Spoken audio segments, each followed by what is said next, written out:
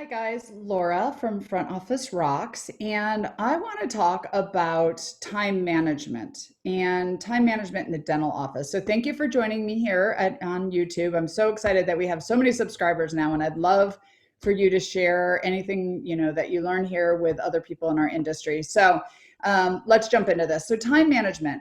I feel that in the dental office, one of the most rarest commodities that we have is time. There's just not enough time in the day. When I talk to dentists and team members about, are you doing reactivation calls? Have you gotten this project done? Have you gone paperless? What are your biggest goals? Why haven't they happened? Most of the time, it's because we just don't have enough time in the day. So let's talk about how to get some more time back in the day because we actually need to manage this. Time just doesn't happen, especially in a dental office. We throw production in. But really, what we need to do is manage our time better. We need to make sure that we're teaching our team members how to manage our time better. And then our doctors and our leaders, our office managers, understand how to manage the time. Because if we don't manage the time, things just don't happen. So here are 10 things that I think are important for managing time. And I will try to give some more videos out. So make sure you subscribe below if you haven't already, with some of the tips on some of these, because they're so super vital, so important, but we don't learn this stuff in dental school. We don't learn this stuff in dental assisting school or hygiene school. And we get in the office and we just run. We're busy, right? I talk to doctors all the time and I'm like, what's your front office team doing? Well, they're busy. Well, what are they doing? Well, they're busy. What are the assistants doing? They're busy. But are we being effective? Are we really managing our time?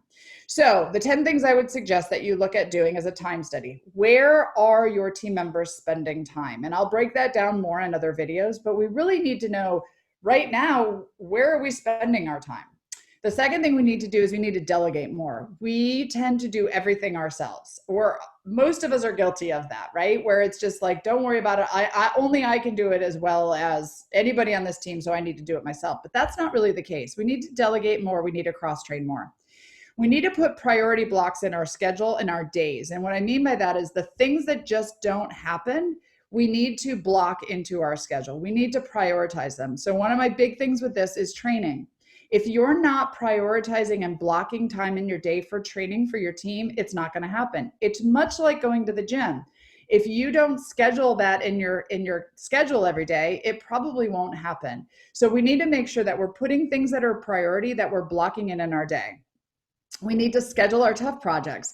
We tend to procrastinate on the things that are not fun, the things that we don't like to do. And we get busy, and then it's the end of the day, end of the week, end of the month, and we haven't done anything. So we want to make sure we schedule our tough projects in, we prioritize it.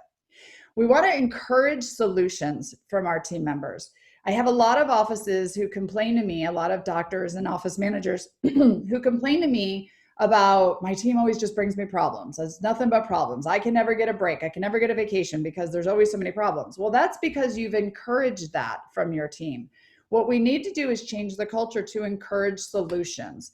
When you bring an issue to whomever, team member, peer, doctor, office manager, also bring some options, some solutions. And again, I'll talk more about that in other videos, but we need to change the culture about getting people to be problem solvers. 6 is we need to stop inviting interruptions. We tend to just react to anything that's in front of us, especially in the dental office. Things happen, we react. We do this, we handle it.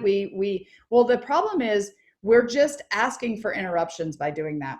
We need to look at things, the tasks, the communication, the projects, the stuff coming up, and prioritize it. Not everything is urgent.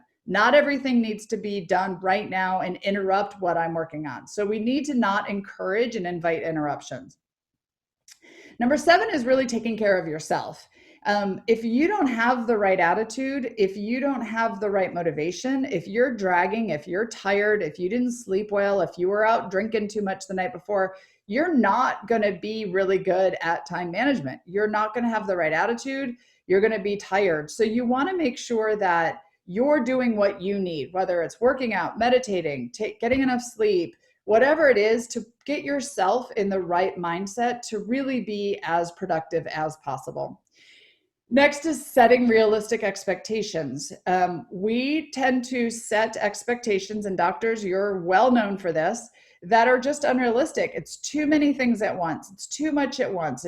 We're expecting too much to happen. And what happens is we let ourselves down and we let our teams down.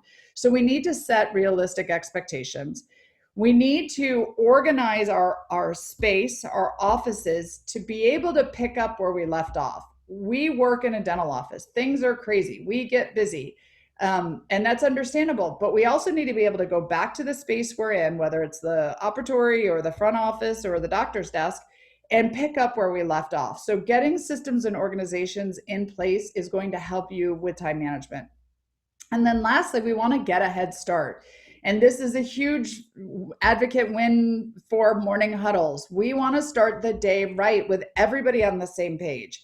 We can manage our time better. We can be more productive in our day when we know what our entire team is doing, when we know what the goals are for the day, and when we go into this as a team and not as independent individuals.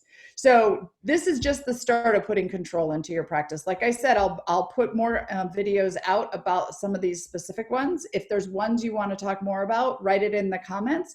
But this is just a start to get you to think that if you're sitting there on the weekend or at the end of the day going, there's just not enough time, you have control over the time. You just need to put the right systems and the right organizations in place. So continue to follow me here on YouTube from Front Office Rocks. If you need anything else from us, we have a whole bunch of training on this at Front Office Rocks. So reach out to us and have an amazing, very productive, efficient day.